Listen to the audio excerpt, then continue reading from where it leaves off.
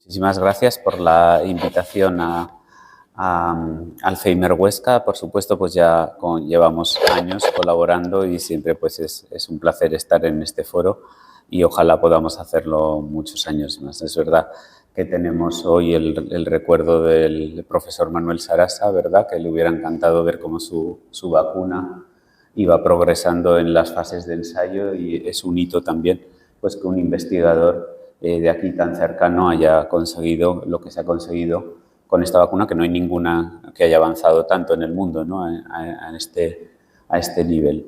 Y también pues muchas gracias a Miriam, ¿no? Que además pues es amiga y entonces es una presentación muy cariñosa.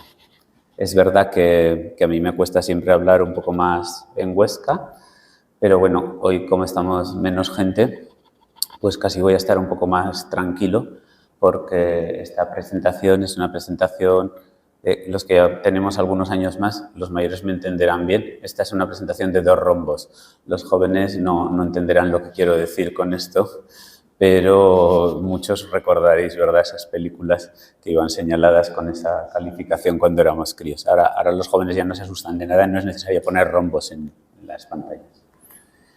Y entonces, ¿de qué vamos a hablar? Pues hablaremos un poco de la intimidad y la sexualidad, por supuesto, en la demencia, es el título, pero yo creo que antes de eso deberíamos hablar de cómo es la intimidad y la sexualidad en el ser humano y en las personas que nos hacemos mayores, porque, como muy bien comentaba en la presentación Miriam, es un tema que sigue siendo bastante tabú, aunque los que trabajamos con personas mayores, pues muchos os sorprenderíais de las cosas que ellos cuentan. Bueno, vosotros muchos también lo sabéis, lo vivís. O sea que hay que tratar estos asuntos con cierta naturalidad, y un poco de eso va la introducción, y luego hablaremos de, efectivamente, aspectos sexuales en las personas con demencia, algunos comportamientos que se salen de lo habitual en las personas con demencia, y luego algunas conclusiones, y es verdad que dejaremos abierto un turno de preguntas para lo que queráis. Entonces, primero me gustaría contar, aunque ya todos lo sabéis también, de dónde venimos, ¿no? Nosotros, pues, como sabéis, Darwin fue la teoría que superó a la teoría lamarckiana, ¿no? La teoría de Darwin, que es la de la adaptación al medio. Entonces, él expone su teoría en el origen de las especies y dice, bueno, las especies más adaptadas son las que sobreviven. No es que nosotros hagamos cambios en nuestro organismo para sobrevivir, sino que los cambios que tenemos pues, son los que nos permiten a las personas más dotadas sobrevivir. Y eso incluye la reproducción. Por tanto, la sexualidad es fundamental. O sea que lo primero que querría decir, y que aquí hagamos todos un pensamiento, es que todos los que estamos aquí somos fruto, la mayoría, a no ser que alguien pues haya nacido pues fecundación in vitro, esas cosas que por supuesto pues pueden existir, pero la mayoría somos fruto de un deseo, todos los que estamos aquí, de un deseo entre nuestros padres, ¿no? Entonces, eso viene bien reflexionarlo. Recuerdo quizá una de las novelas que más me ha impactado últimamente, que es Ordesa, de Manuel Vilas, y entonces ya hago un poco de spoiler, y uno de los capítulos finales, que es precioso y es muy emotivo, él hace un recuerdo o imagina cómo debió ser la noche en la que él fue concebido, y tiene un recuerdo precioso, ¿no? Como después de estar acostados, ¿verdad?, se asoma su padre al balcón o se fuma el pitillo. A todos nos gustaría que eso hubiera sido así. Seguramente eso es una cosa idílica, pero sí que es cierto que todos estamos aquí pues porque ha habido una relación íntima entre 2 personas y eso ha favorecido que estemos aquí. Y también conviene preguntarse cómo ha debido ser la sexualidad a lo largo de los siglos, ¿no? Y de la historia y de la prehistoria, y se supone que si es correcto lo que Darwin decía, y parece que es así, ¿no?, que está demostrado, pues de los hombres primitivos los que más sobrevivirían serían los que tuviesen más relaciones y los que tuviesen más descendencia, ¿no? Y esos serían pues un poco los que sobrevivirían pues a todas esas penurias de esa época. Como podemos imaginar, uno lee historias de personajes muy conocidos y a lo mejor de 10 o 12 hijos, pues Juan Sebastián Bach, otros muy famosos, sobrevivían 1 o 2. Imaginaos, ¿no?, lo que tiene que ser eso es lo importante que era entonces tener hijos y reproducirse mucho. Esto ha cambiado, pero vosotros conoceréis, vuestros abuelos seguro que tenían 6, 7, 8 hermanos, ¿no? Familias de 12 hermanos, y muchos de esos fallecían de niños, ¿no? Era necesario y era protector la reproducción.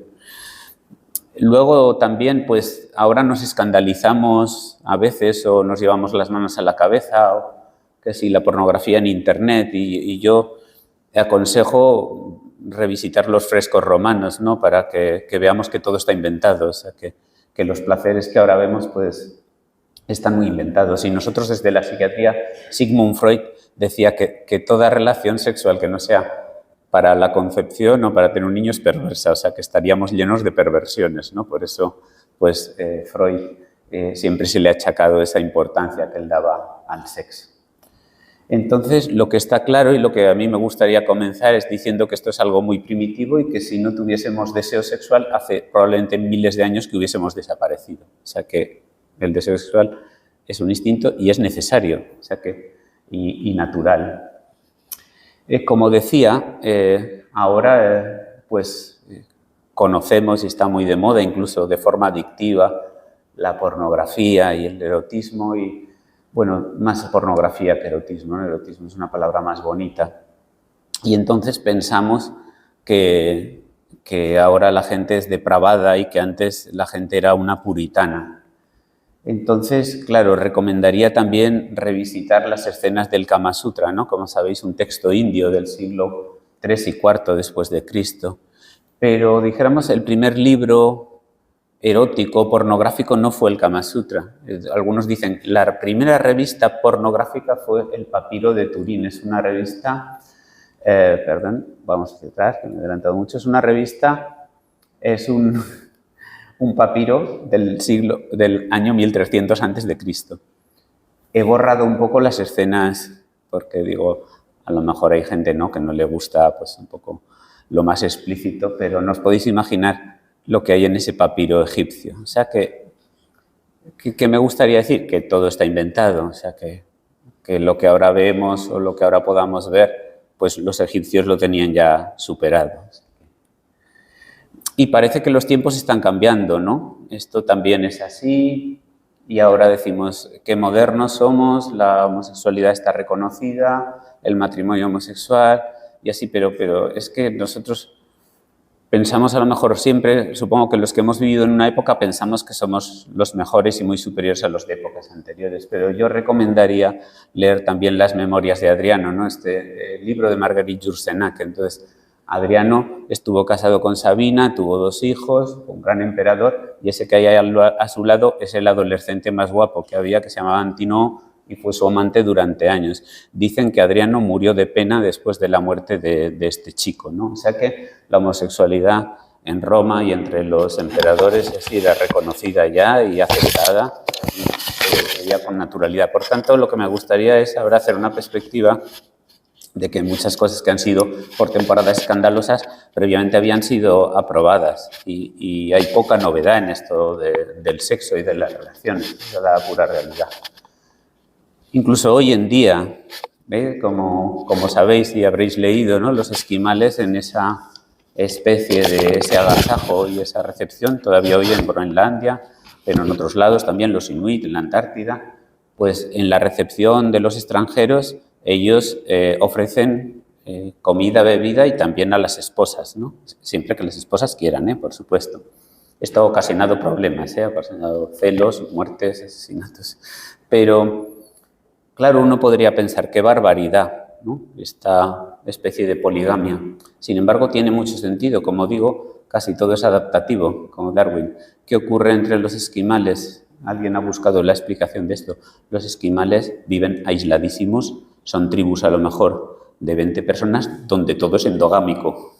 Entonces, claro, se acuestan ellos o con primos. Que venga un extranjero y aporte sangre nueva, lo que hace es favorecer que esas tribus sigan sobreviviendo. O sea, si ellos se acuestan con personas de fuera, con extranjeros, tienen mucha más capacidad de supervivencia que si se acuestan con los de casa y transmiten, como sabéis por las leyes de la genética, transmiten enfermedades, etc. Por tanto, prestar a las esposas, siempre que las esposas quieran, por supuesto, pues es la supervivencia de los inuit, de la raza. O sea que muchas conductas que podemos juzgar desde afuera como escándalos, como depravaciones, pues luego tienen también su explicación incluso evolutiva. Y luego está la parte de la intimidad que todos tenemos. Es una parte privada, es una parte, cuando le preguntaban a Gabriel García Márquez, decía, todos tenemos 3 vidas, la vida pública, la vida privada y la vida secreta. Nosotros tenemos suerte, los psiquiatras, porque casi siempre nos dedicamos a la vida secreta. Y eso es muy, muy interesante también, ¿no? Y a la vez crea unos lazos con los pacientes también, unos lazos de intimidad, efectivamente. Lo íntimo está entre lo privado y lo secreto. Tiene un componente psicológico, emocional, es muy importante.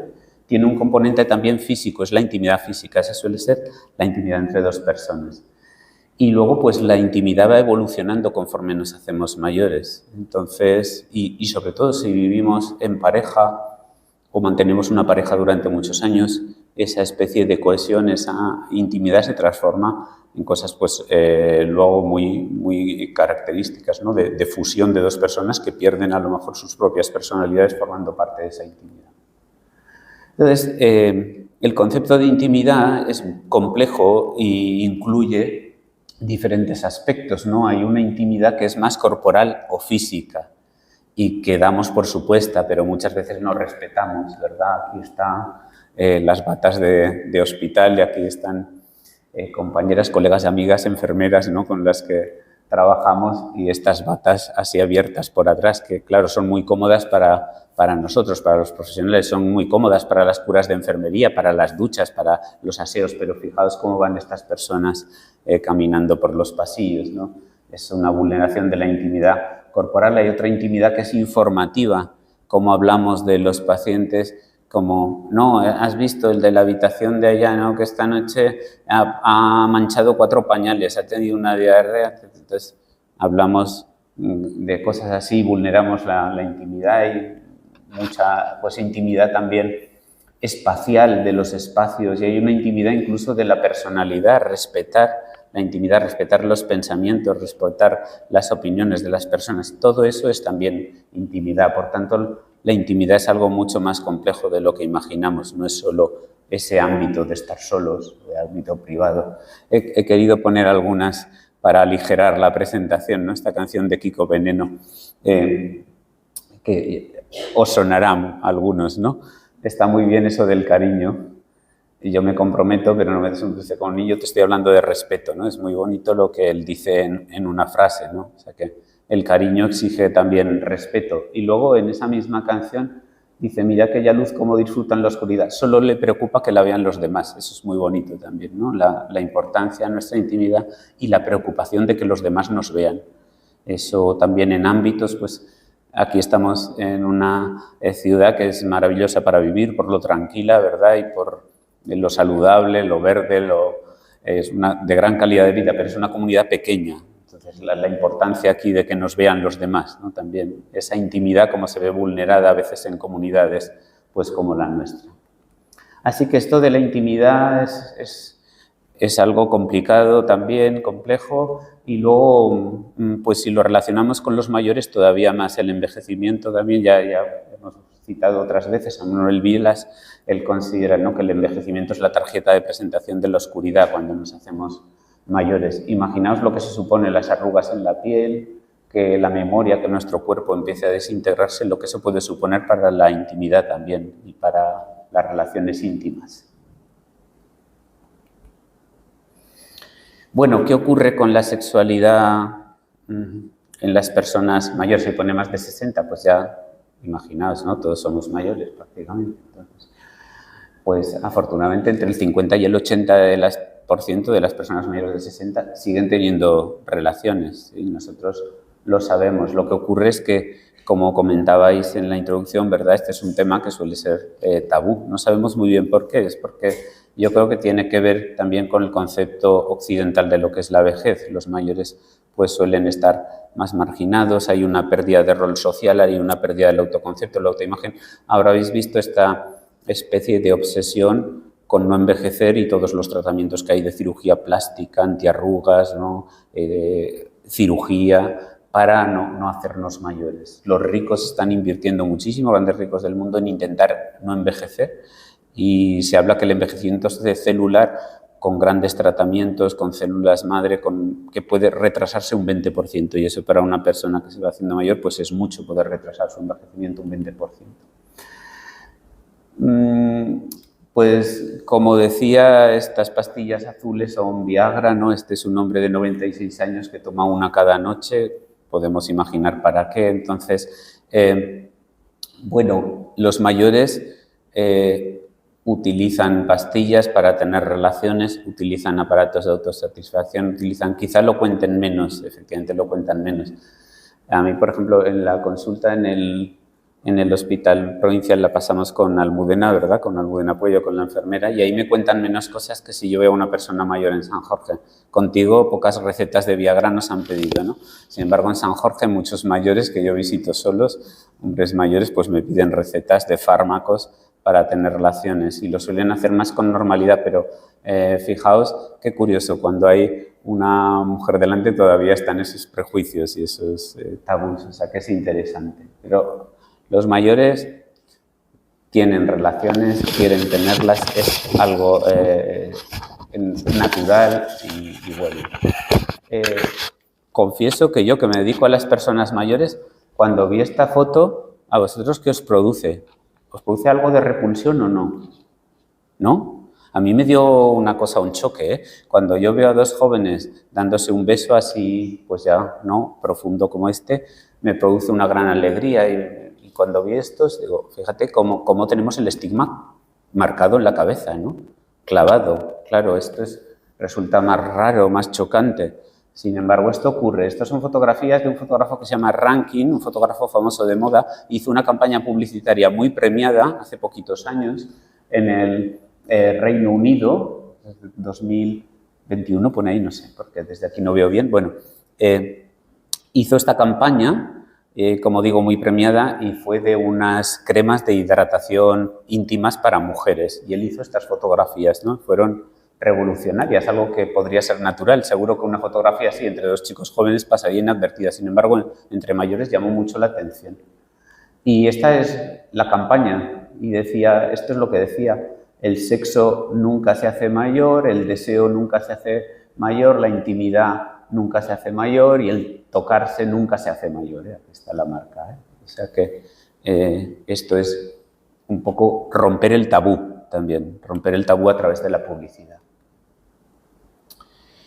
¿Qué ocurre en la sexualidad en los mayores? Pues que hay cambios físicos en el cuerpo, arrugas, laxitud, así que pues dijéramos que los cánones de belleza cambian, luego disminuyen las hormonas sexuales, eso puede producir una disminución del deseo, de la libido, de la energía sexual, una disminución de la hidratación, de la lubricación genital en las mujeres, y en los hombres pues disfunción sexual, impotencia, relacionados con temas prostáticos, pero también con otros muchos temas, ¿no? Porque puede haber muchos cambios. Hay enfermedades vasculares, diabetes, el dolor, por ejemplo, ¿no? Pues imaginaos personas con artritis, con artrosis, que tienen dolor, pues luego las relaciones son incómodas. A veces, luego hablaremos de eso, el deterioro cognitivo, lo que genera tensiones a veces en la pareja cuando alguien realiza según qué solicitudes. Hay fármacos que alteran también en la función sexual, fármacos para la tensión arterial o nuestros propios antidepresivos. A veces se producen en los mayores discrepancias en las expectativas de la pareja. Hay cosas que yo no puedo contar, que contaría, pero de recriminaciones entre pareja. Y luego hay una falta de privacidad también. En los mayores damos por hecho que vivir en familia o que estar en una residencia, y eso supone una pérdida de intimidad y de privacidad tremenda, ¿no?, para sus relaciones, y eso pues lo damos por hecho. Y luego pues lo que puede haber en los mayores, cambiar las formas de intimidad, puede pues a lo mejor las relaciones más intensas, más físicas, más entre comillas, pues que requieren a lo mejor pues un físico distinto, pues pueden cambiarse por besos, por masajes o por afecto con palabras, etc. O sea que intimidad, la intimidad en pareja cambia al hacernos mayores. Y esto es lo que también os comentaba, ¿no? Que el ámbito público, por ejemplo, en el que estamos hoy, esto es un ámbito público, luego el privado es cuando nosotros vayamos a casa con nuestras familias, con nuestros amigos, luego está el íntimo que es o con nosotros mismos o con una pareja con la que tenemos intimidad, pero eso es el ámbito más reducido, ¿eh? Esto es de un libro que, si queréis, os lo puedo pasar a alguien en PDF, en el que participé con psicólogos de Valencia y de Galicia sobre afrontar conductas, dijéramos, no solo conductas sexuales, sino conductas agresivas, agitación, etcétera, en personas mayores sin fármacos, tratamientos no farmacológicos, las alteraciones conductuales, sobre todo en personas con demencia. Como sabéis, la intimidad se vio también terriblemente afectada en la pandemia COVID. Esta foto también ganó muchísimos premios. Fijaos el plástico que separaba a las personas que estaban en la residencia de los que estaban fuera, y esa necesidad de las personas mayores de, a pesar del plástico, a pesar de la mascarilla, fijaos, ¿no?, de tocarse aunque sea envueltos en plástico. Esa es una necesidad que tenemos los seres humanos, y lo importante que es darse un beso, darse un abrazo o poderse en un momento determinado tocar. Imaginaos cómo se iría este señor o esta señora a casa después de visitar a su pareja en la residencia, ¿no? Por un lado, con la congoja de que se quedase allí, pero por el otro lado, con la satisfacción de dado este abrazo, ¿no?, que a lo mejor podría ser el último. O sea que ahí esta foto implicaba muchos aspectos que iban detrás de la foto, y por eso ganó también muchos premios. Bueno, pues vamos a entrar ahora ya así en esta segunda parte de qué ocurre con la sexualidad en las personas que tienen demencia. Lo primero que quería comentar, que esto ayudará a clarificar bastante las cosas, es que nuestro cerebro en la evolución se desarrolla en 3 fases importantes. Se habla del cerebro triuno, o el cerebro también tricapa. El cerebro más primitivo es el cerebro de los reptiles, el cerebro reptiliano. Ese es un cerebro puramente instintivo, ¿no?, de sobrevivir, respirar. Es el cerebro arcaico y, fijaos, tiene más de 500 millones de años. Como sabéis, los reptiles son los animales más antiguos en la escala filogenética. Por encima del cerebro reptiliano es muy bonito, además, porque si vosotros veis la embriología, cuando nosotros estudiábamos embriología en medicina, el cerebro empieza a desarrollarse por el cerebro reptiliano, y luego viene el cerebro emocional, que es el cerebro límbico, es el de los mamíferos. Y en ese cerebro, pues el que está pues, el cariño, la reproducción, las emociones. Ese cerebro ya, entre comillas, solo tiene 200 millones de años. Y luego viene el cerebro racional, el neocórtex, la neo, de nuevo, córtex, la corteza cerebral nueva. Y fijaos que esa corteza cerebral nueva, que es sobre todo a nivel frontal, solo tiene 100.000 años, entre comillas, solo. El hombre en la Tierra hace que está el Sapiens 30.000, 40.000 años. O sea que nuestro cerebro se ha ido desarrollando a lo largo de millones de años, y la parte que nos hace más humanos, fijaos, solo es el 15%. Nuestras decisiones, en el 85% de los casos, la toma el cerebro más instintivo y el emocional. Solo el 15% de nuestras decisiones se dice que son puramente racionales, ¿no?, para bien y para mal. Lo lógico es que la emoción tenga también una parte muy importante. ¿Por qué quería comentar eso? Porque el cerebro, sobre todo en esa corteza, en la última capa, en lo racional, se encarga de inhibir respuestas, inhibir impulsos. Si los seres humanos, el Homo sapiens, no se hubiese desarrollado con esa última capa, dijéramos, de cerebro, del neocórtex y sobre todo de la zona frontal, nosotros no inhibiríamos los instintos, como los animales no los inhiben. Un animal, cuando tiene hambre, come; cuando tiene sed, si puede, bebe; cuando tiene sueño, duerme; cuando tiene necesidad de tener una cópula o una relación sexual, la tiene. O sea que, sin embargo, nosotros somos capaces de controlar, suspender o inhibir una respuesta. Entonces, eso es un proceso orgánico y se desarrolla, tiene que ver con nuestra propia genética, pero también con experiencias y aprendizajes. Por ejemplo, los niños pequeños no tienen la inhibición nada más que nacen. Entonces, comen, duermen, beben y además lloran si no se les da lo que quieren, ¿no? Entonces, ahí el mecanismo de inhibición no existe. Ese mecanismo de inhibición lo van poniendo también las normas sociales, las de los padres, las del colegio, las de los iguales. Entonces, depende del contexto social y por eso también en unas sociedades hay unas prohibiciones y en otras no, ¿no? Entonces, a nivel cognitivo, es decir, a nivel cerebral, depende de las funciones frontales y es un proceso voluntario, o sea que nosotros inhibimos la mayor parte de impulsos e instintos de forma voluntaria. Entonces, ahora veremos qué ocurre en la demencia. La demencia es una enfermedad que se llama cortical, ¿no? Esto es muy importante. Nuestro cerebro es como una cebolla. Es una teoría que es la teoría jacksoniana también de un psiquiatra denominado Jackson y es como lo que hemos comentado del desarrollo de ese cerebro de 3 capas, reptiliano, emocional y luego la corteza cerebral. Bueno, pues para que os hagáis una idea, en la cebolla, la corteza cerebral, donde está sobre todo nuestra potencia en inteligencia, lo que nos hace más humanos, donde está también la memoria, es esto. Esto es de todo el cerebro. La capa de afuera de la cebolla. La que quitamos antes de cortarla, ¿no? Para cocinar. O sea que es una capita muy delgada. Y aquí es donde se producen los problemas de depósito de esa proteína beta-amiloide contra la que lucha la vacuna de Manuel Sarasa, en la corteza cerebral, los depósitos de proteína tau hiperfosforilada, donde se producen las lesiones de la enfermedad de Pick en la demencia frontal, en los cuerpos de Lewy en la enfermedad de cuerpos de Lewy, o sea que en esta capita tan delgada es donde se producen todas estas alteraciones. Esa capa tan delgada es la que controla nuestros instintos. O sea que ahora podemos imaginar lo que puede pasar en una persona cuando tiene una enfermedad en esa capa, en la corteza cerebral. Por eso merece la pena hablar de demencia, de intimidad y de sexualidad. Esto es un artículo que citaré en varias diapositivas de la Sociedad de Alzheimer de Canadá.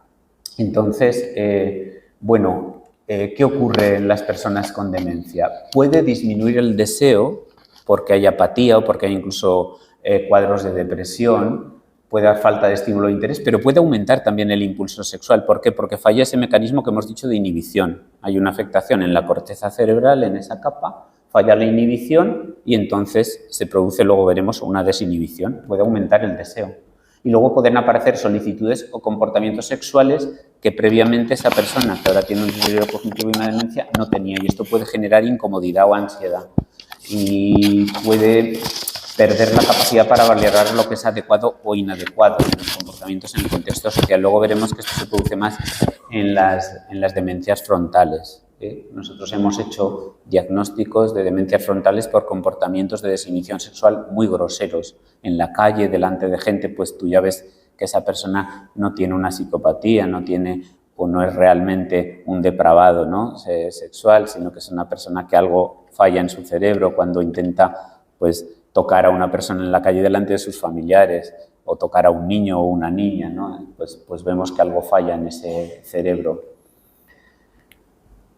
Bien, es importante también el género en estos problemas de desinhibición sexual en la demencia. Pues sí, es muy importante el género. ¿Por qué? Hay parejas que lo llevan bien, ya hemos dicho, ¿no? Esto lo comenta el doctor Luis Agüera, que fue presidente de la Sociedad Española de Psicogeriatría y bueno, es amigo también y de gran prestigio, y él ha hablado muchas veces de estos problemas sexuales en personas con demencia. Entonces, hay personas que pueden llevarlo bien, pero otras se pueden sentir muy mal y muy incómodas, ya lo hemos dicho. Es necesario comprender este impacto en los cuidadores. Hay que trabajar con las parejas y con los cuidadores este tema de la desinhibición sexual. Y cuando el enfermo es hombre, a eso quería llegar, ¿no? La importancia del género, hay mayor problemática, hay mayor conflictividad, más problemas emocionales que cuando el enfermo es una mujer. Esto es así un poco porque la testosterona y los impulsos agresivos son más potentes en los hombres. De hecho, ya adelanto que algunas de las conductas de desinhibición sexual las tratamos, cuando las tratamos con fármacos, las tratamos con antiandrógenos, ¿no? Con los mismos fármacos que damos para algunos tumores hormonales, como el cáncer de próstata, por ejemplo. Con esas medicinas a veces tratamos la desinhibición sexual en hombres con demencia, ¿no? Entonces, algunas mujeres perciben esos acercamientos como una agresión y pueden sufrir altos niveles de ansiedad y angustia. Es muy importante cuidar eso. Hemos hablado de lo que es la inhibición y ahora estábamos hablando de lo que es la desinhibición, que es una pérdida de pudor o impulsividad desmesurada. Entonces puede estar causada por consumo de sustancias, por ejemplo, el éxtasis. Sabéis que estuvo muy de moda, sobre todo en los años 90 y 2000, en las discotecas, pues para que la gente se desinhibiera, pues se consumía éxtasis voluntaria o involuntariamente. A veces le ponían en los vasos de personas, ¿no?, con las que uno quería tener una relación. O sea que hay sustancias que son derivados anfetamínicos, el éxtasis es un derivado anfetamínico, que pueden producir desinhibición sexual. También hay alteraciones psicológicas. Hay personas verdaderamente que se han convertido en adictas al sexo, pero luego la desinhibición sexual se puede producir en disfunciones cerebrales que afectan a esa zona frontal, a esa capa, última capa cortical de nuestro cerebro, y eso ocurre en la demencia. O sea que en las personas con demencia puede haber desinhibición sexual. Se dice que en cualquier demencia hasta casi el 20%, pero en la demencia frontal, por ejemplo, hasta el 30%, hasta un tercio de las personas con demencia frontal tienen desinhibición sexual. Aquí tenéis un ejemplo del libro que os comentaba, ¿no? Como no todo desinhibición sexual es tocamientos o actos sexualmente agresivos o masturbación. También quitarse el pañal, orinarse y luego quedarse desnudo, tumbado en el suelo, eso también se considera desinhibición. Entonces, pues eso produce muchas veces mucho rechazo en el personal, a veces eso no lo entiende y es importante conocer bien lo que son estas conductas. Esas conductas que no son solo desinhibición se denominan comportamiento sexual inapropiado, CIS, y eso ocurre, como os he dicho, hasta en 2/3 de las personas que padecen demencia, especialmente demencia frontal. Y este autor Johnson lo definió como actos o verbales o físicos, es decir, la desinhibición también puede ser verbal, de naturaleza sexual explícita, que son percibidas, ¿no?, y que resultan inaceptables en el contexto social en el que se producen. ¿De acuerdo? ¿Cómo son esos comportamientos sexuales inapropiados en las demencias? Pues puede haber conductas de búsqueda de intimidad sexual, por ejemplo, con personas equivocadas. En las demencias muchas veces hay falsos reconocimientos. Entonces se piensa que el cónyuge, eso se llama síndrome de Capgras, que es pensar que el cónyuge es otra persona y, sin embargo, puede haber una hiperidentificación, otro síndrome que se llama síndrome de Fregoli, que es una persona que no se conoce nada, piensa que puede ser su cónyuge. Entonces, imaginaos, puede intentar ir a darle un beso. Entonces, eso es una conducta de búsqueda de intimidad sexual. Hay otras conductas sexuales desinhibidas, que pueden ser actos impulsivos o invasivos. Por ejemplo, esto nosotros lo hemos visto, llegamos a tener un paciente hospitalizado y no podían llevarle la comida a la habitación personas cuidadoras que fueran mujeres, ¿no?, el sexo femenino, porque si no él inevitablemente se lanzaba a tocar los pechos. Eso era interpretado y, si no lo explicas bien, el personal lo vive fatal, como puedes escuchar frases como este hombre es un guarro, ¿qué se ha pensado? Entonces, cuando eso no tiene nada que ver, yo les explicaba que yo a veces iba a entrevistar a esa persona y delante de mí bajaba los pantalones y se ponía a defecar, ¿no? O sea que ese era el grado de desinhibición de esa persona con demencia frontal. Puede haber conducta que no sea sexual, que sea ambigua, pero que sea interpretada como si fuera una conducta sexual.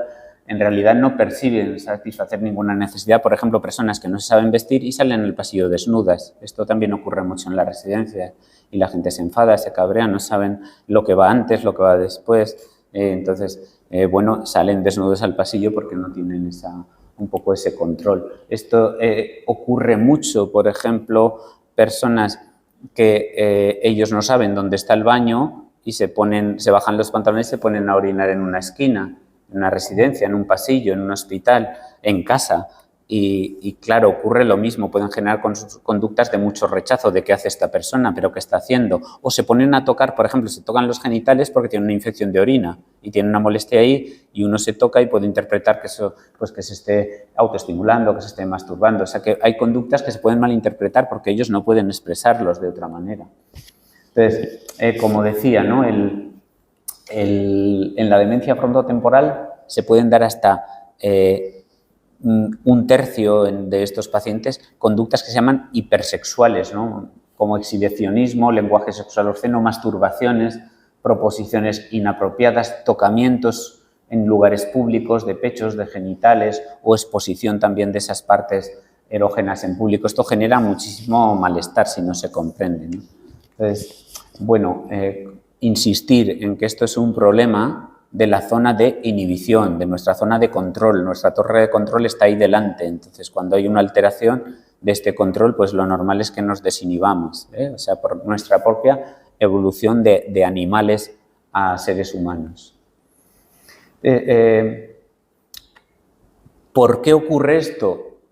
Ocurre, ya lo hemos dicho, puede ocurrir relacionado con la propia enfermedad que haya desinhibición sexual relacionada con falsos reconocimientos. No conocemos a la pareja y nos lanzamos a otra persona que pensemos que es la pareja, ¿no? Cuando tienes la demencia. Puede haber sobreestimulación ambiental. Esto también hay que tener muchísimo cuidado. Las personas con demencia pueden tener un efecto especial del entorno. Entonces, cosas que para nosotros no nos parecen un estímulo, volvamos al desarrollo cerebral.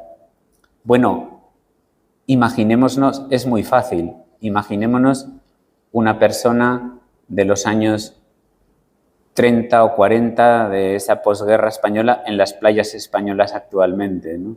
Yo a veces cuando he visitado a personas mayores o algunos, ¿no?, compañeros que me han contado, hija mía, como salgas así de casa, no sé cómo no te ocurre algo, ¿no? Y entonces esos comentarios, ¿con qué tienen que ver? Tienen que ver con nuestros prejuicios y con épocas anteriores. O sea que el ambiente puede modificar nuestras respuestas y una persona con demencia no tiene por qué entender, por ejemplo, que una persona lleve un determinado vestido. O sea que nosotros, una persona en verano, que haya un chico que llega con bermudas o una chica que llega con una falda corta, lo interpretamos con normalidad y seguimos, pero una persona con demencia puede interpretar eso como otro estímulo, ¿no? O sea que hay que tener cuidado también con los estímulos ambientales. A veces lo comento y quedo como un poco mayor, pero sí, hoy mismo lo decía, ¿no?, con una estudiante. Digo, bueno, así sutilmente, ¿no? Yo he dicho, aquí en el hospital es mejor ir con bata, ¿no? Porque, claro, pues podéis imaginar, ¿no?, cómo es ahora, pues cómo van las chicas, ¿no?, a la universidad o cómo van a la calle con normalidad. Pero, claro, nosotros trabajamos con personas mayores, con personas que esa capa cortical la tienen muy afectada. Entonces, pues pueden verse en situaciones pues que sean un poco tensas, ¿no? Pues comentarios, etc. Luego hay factores psicológicos, también influye cómo hemos sido, ¿no? Que dicen, pues a veces te lo cuenta, no diga nada, doctor, digo yo, no, esto es de la enfermedad de la demencia, no, que siempre ha sido un poco así, siempre ha sido un poco ligero, siempre ha sido un poco ligera, ¿no?, te dicen los mayores. Entonces la personalidad primordial también influye. Y luego los fármacos influyen muchísimo, por ejemplo, drogas como el alcohol, sí, los antidepresivos que pueden un poco dar ese toque de desinhibición. Y luego fármacos, por ejemplo, para la enfermedad de Parkinson se utiliza la dopamina, la L-Dopa, y ese es un estimulante muy potente porque el Parkinson es una enfermedad de lentitud, o sea que el cerebro pierde dopamina, entonces damos esa sustancia, la L-Dopa, les sonará a lo mejor el nombre comercial que es Sinemet, ¿no?, para muchos, luego hay otros muchos nombres, pero esa sustancia lo que hace es hiperactivar el cuerpo. Entonces muchas veces muchos de estos pacientes se desinhiben y es por el fármaco. Entonces, ¿cómo tratamos eso? Pues primero evaluándolo bien, ¿no? ¿Qué tipo de conducta es? ¿En qué contexto se produce?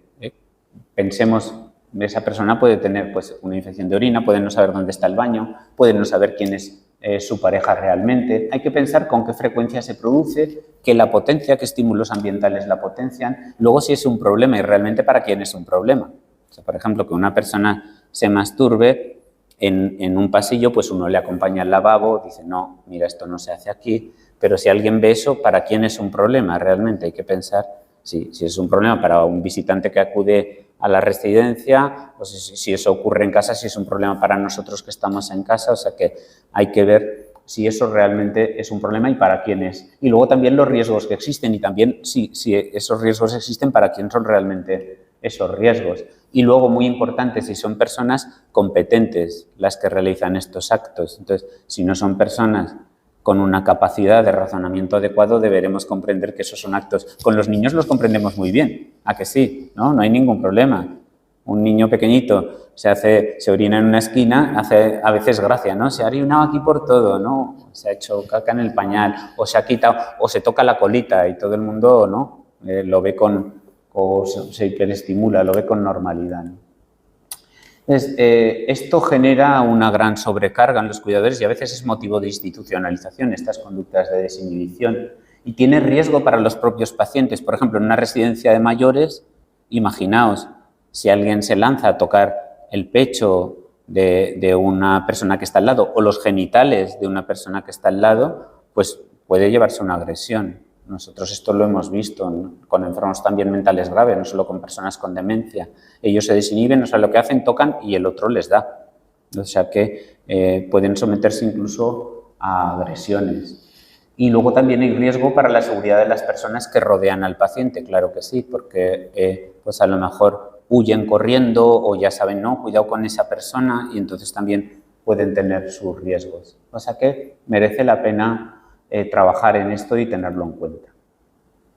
Esta es una pregunta también interesante sobre si una persona con demencia puede enamorarse. Entonces, hay discrepancias. Hay una película muy bonita que os recomiendo, es una película francesa que dirige Valeria Bruni Tedeschi, que es la hermana de Carla Bruni, y está basada en hechos reales y los protagonistas son reales, además. Esta película está rodada así en el Hospital Charles Foix, a las afueras de París. Yo recuerdo ese hospital, es un hospital geriátrico de personas bastante mayores, parecido aquí al Hospital Provincial de Huesca, ¿no? Y entonces este es un coreógrafo que fue a hacer pues como coreografía y talleres de danza para personas con demencia avanzada.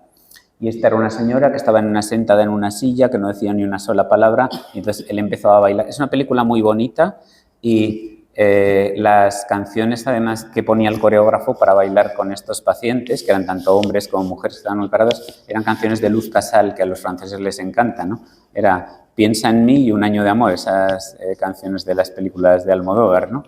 Y esta señora se despierta, empieza a bailar con él y luego un día, pues la señora, imaginaos, ¿no? Una señora que ha estado siempre callada y de repente le dice, oye, ¿tienes novia? Y qué guapo eres, ¿no? Entonces es muy bonita la película porque es como el coreógrafo se reúne con el equipo y dice, oye, yo aquí hay un problema, no vuelvo a tratar a esta señora o a ver si ella se va a ilusionar o ya. Y entonces él, con buen tino, empieza a no ir todos los días, a tomar cierta distancia. Entonces, la pregunta es, los franceses dicen, ¿enamorarse a los 90 años? Porque la película se titula así, una joven chica de 90 años, ¿no? Entonces, bueno, ¿qué dicen los expertos? Y además es lo lógico, enamorarse cuando tienes una demencia no es posible, porque requiere un acto, no es solo un acto emotivo, no es solo un acto íntimo, no es ni mucho menos un asunto de desinhibición sexual. Enamorarse es un acto complejo que tiene una parte cognitiva muy importante, una parte racional, y eso está afectado. Lo que ocurre es que muchas veces se producen dependencias afectivas del entorno. Entonces, todos necesitamos una compañía, una necesidad de intimidad con otra persona. Entonces, diréis, os sonará eso de, se ha echado un novio en la residencia, se ha echado una novia, ¿no? Y tiene un amigo y tiene una amiga. Y es increíble cómo las parejas que a lo mejor no han tenido que ser institucionalizados porque ellos están bien, eso lo llevan con bastante dignidad, ¿no? Ellos se dan enseguida cuenta de que eso es otra cosa. Esto lo explica muy bien en este cómic que se titula Arrugas, Paco Roca, ¿no? Y hay un señor que es un guasón, es un cómic que muchos conoceréis, seguro los de la sección de Alzheimer conocéis, si no os lo recomiendo. Esto es un cómic de cabecera. Los cómics a veces explican muchísimo, ¿no? Puedes aprender mucho. Este se titula Arrugas y es de lo que ocurre en una residencia de mayores. Y hay un señor que es un guasón, que es este, y le dice, oye, ¿tú qué te imaginas de estos? Dice, pues la cosa está clara, ¿no? Estos son una pareja y este es un señor, un familiar que viene a verlos. Y dice, ja, ja, ja, ¿no? Como la demencia gasta malas pasadas. Dice, esta señora es la esposa de este. Y entonces piensa que el que es el novio es este. Y a veces se tocan y tal. Y el marido todos los días va a verla y aguanta estoicamente, ¿no? Como ve que su esposa pues se pone en el hombro del compañero. Y entonces dice, es curioso, podemos perder la cabeza, pero no las ganas de sexo, ¿no? No es tan así, no son ganas de sexo, son más ganas de intimidad, de cariño, de eso que hemos dicho, ¿no? Uno tiene esa necesidad, tenemos esa necesidad y es una necesidad primitiva. Recordemos que todos estamos aquí por eso. Bien, ¿cómo abordamos esas conductas sexuales? Bueno, hay que mantener la calma. Primero, importante, mantener la calma, eso nos hará que manejemos de forma más correcta, intentar no escandalizarnos. Hay que saber que esa persona no comprende que su acción no es adecuada. Forma parte de la enfermedad. Hay que actuar con naturalidad e intentar no avergonzarla, no humillarla, no ponerla nerviosa. Hay que acompañar a esa persona, si se puede, a un lugar privado. Por ejemplo, si una persona está desnuda o se está masturbando, a un lugar tranquilo, al lavabo, a su habitación. Es importante que esas personas, que sepamos que puede tener un origen orgánico, sobre todo por afectación frontal, pero que también puede haber causas ambientales. Cuidado con los hiperestímulos ambientales. Bueno, siempre le pasa esto, siempre se pone a tocarse con este cuidador o con esta cuidadora. Bueno, pues vamos a analizar a ver qué de distinto tiene ese cuidador. A lo mejor resulta que tiene una voz que le recuerda a él a otra persona, o a lo mejor resulta que va vestida de una determinada manera, ¿no? Cosas así. Hay que aceptarlas y ser conscientes que no son actos voluntarios o intencionados. Hay que respetar la intimidad, atender las necesidades íntimas y luego a veces, como digo, cuando hemos agotado todas estas posibilidades del tratamiento conductual, a veces tenemos que usar fármacos. Usamos antidepresivos o usamos fármacos antipsicóticos que disminuyen el deseo sexual y a veces usamos hormonas antiandrógenos cuando ya la desinhibición es tan, dijéramos, que tan exagerada que puede ocasionar muchos problemas, ¿no? Pues personas que se masturban constantemente o que intentan tocar a la gente constantemente o que ya no pueden salir a la calle. Toda esta forma de atender a las personas forma parte de este modelo, ¿no? Que ahora es con el que se trabaja afortunadamente en las residencias, que es el de atención integral centrado en la persona, y este es otro también de esos documentos en los que trabajamos con un grupo de psicólogos para cómo abordar estas conductas de una forma, dijéramos, ambiental y sin fármacos y, sobre todo, respetando los valores de la persona, respetando la privacidad, la intimidad, destacando que cuando aparecen estos síntomas, pues pueden ser por problemas físicos y por problemas asociados a la demencia, pero también relacionados con la historia personal, con la salud psicológica o con el entorno ambiental, sobre todo analizar bien qué ocurre en ese entorno, ¿no? Bien, para ir terminando, ¿no? Yo creo que son algunas palabras, hemos hablado de intimidad, hemos hablado de sexualidad, pero las palabras que realmente son claves es el respeto, la comprensión de estas conductas y la dignidad, ¿no? O sea, que pensar que esas personas siguen siendo, por supuesto, personas, se merecen su dignidad, ¿no? Cada uno tenemos nuestra dignidad, se merecen la intimidad, se merecen el respeto. Y otra cosa es que su cerebro les esté gastando malas pasadas y aparezca lo más instintivo. Pero vuelvo a insistir, ese instinto es el que nos ha traído a nosotros hasta aquí. O sea, que es el que nos ha hecho nacer a todos. Y analizar esas conductas, por qué se producen, ¿no? Y luego apoyar mucho a las parejas y a los cuidadores, porque las parejas a veces, sobre todo al inicio de la enfermedad, yo he diagnosticado a veces personas con demencia frontal solo por hábitos que les pedían a sus parejas que nunca les habían pedido. O una persona ahora, por ejemplo, el padre de un compañero, puedo contarlo, ¿no? Porque, bueno, pues no es conocido, pero tiene una masturbación compulsiva o tiene una visión de pornografía, ¿no? El padre de este compañero varias veces lo ha encontrado con el ordenador y que eso, si es nuevo, pues algo indica, ¿no? Entonces, ha costado tiempo, pero la familia ha comprendido y además él ha empezado ya ahora con el deterioro cognitivo y todo se entiende mejor, pero el primer síntoma fue esta visión de pornografía por internet cuando nunca lo había hecho. Entonces, bueno, pues como conclusiones. Bien, los mayores tienden a mantener las conductas sexuales, ¿no? Debemos saberlo así, que lo normal es seguir activo, eso es lo normal. Se producen cambios relacionados, eso sí, con aspectos físicos y psicológicos y entonces aparecen otras formas de relación o de intimidad. En las personas con demencia puede existir un amplio rango de conductas que van desde la apatía o la inhibición hasta la desinhibición sexual. Hasta un 2/3 de las personas con demencia tienen comportamientos sexuales que son inapropiados. Recordar que nuestro cerebro es la corteza cerebral y nuestro lóbulo frontal son los que inhiben los impulsos sexuales. Si tenemos ahí un problema, ese mecanismo de inhibición falla. Entonces, el manejo de estos síntomas, ¿qué implica? Implica conocer que son frecuentes, ¿no? Pues hoy hemos hablado un poco de esto, yo creo que hay que intentar normalizar, sobre todo no normalizar los síntomas porque no son normales, pero normalizar hablar de ellos.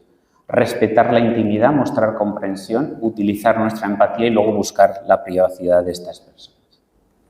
Entonces, ojalá no tengamos ya nunca que ver esto, ¿verdad? Ojalá no tengamos nunca que ver esto y que podamos ver más esto, ¿no? Muchas gracias. Pues eso, que nos explicaras un poco más lo que caracteriza el comportamiento de las mujeres en este caso y un poco la diferencia con la de los hombres. Yo creo que tiene que ver bastante con lo hormonal y luego también con lo educacional y social. O sea que en los hombres la sexualidad está muy relacionada con lo agresivo, con lo impulsivo y con la testosterona. No olvidemos que a los agresivos graves, a los psicópatas en cadena, a los asesinos en serie, se les trata con antiandrógenos. O sea, se les hace eso que en Estados Unidos se ofrece, o por lo menos se ofrecía lo que se llama la castración química, ¿no? a los asesinos en serie. Entonces, el hombre, lo masculino, está más relacionado con la testosterona, entonces esas conductas pueden ser algo más violentas.